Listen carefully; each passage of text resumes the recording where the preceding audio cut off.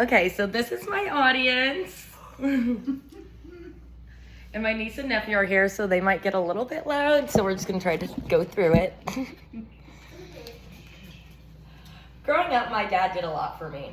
He made my lunches every morning. He let me steal his clothes. He drove me and my best friend to school every single morning. And sometimes our mornings were a little bit rough. We'd argue over me running too late and he was going to be late to work, or we both just woke up on the wrong side of the bed. But every day we'd get in the car and he'd play the same song, Wild Horses by the Rolling Stones, featuring Dave Matthews, but today we're going to talk a little bit more about the Rolling Stones since they created the song. So we'd get to the top of my friend's driveway, and no matter what type of morning we were having, the song would come to a close and we both were smiling. It's kind of like homeostasis for me and my dad, and it'd get us started on our morning. So today I'm going to talk about my appreciation for the song Wild Horses by the Rolling Stones. I'm going to go into the writing process and why it's significant to the song.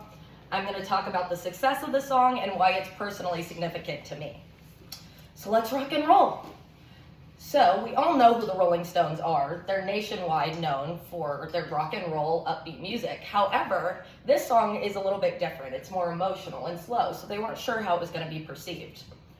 In the article, this is 1971, Rolling Stones hit ranked among the greatest songs of all time and became a breakup anthem written by Taryn Ryder in 2025.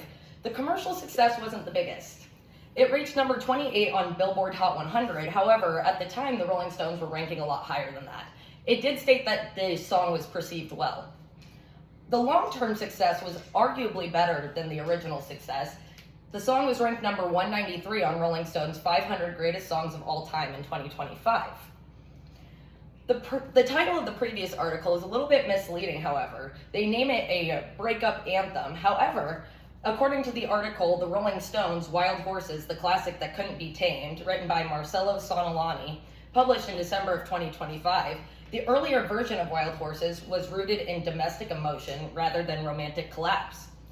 It was written as a lullaby for his son when he was on tour.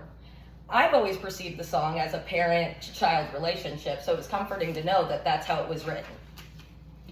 So moving on to the writing process, in the booklet accompanying the 1993 compilation Jump Back, which was the 6th official compilation album by the Rolling Stones, they compared the writing to dreaming a song into existence. Once they had their central concept, the rest of the song sort of just followed.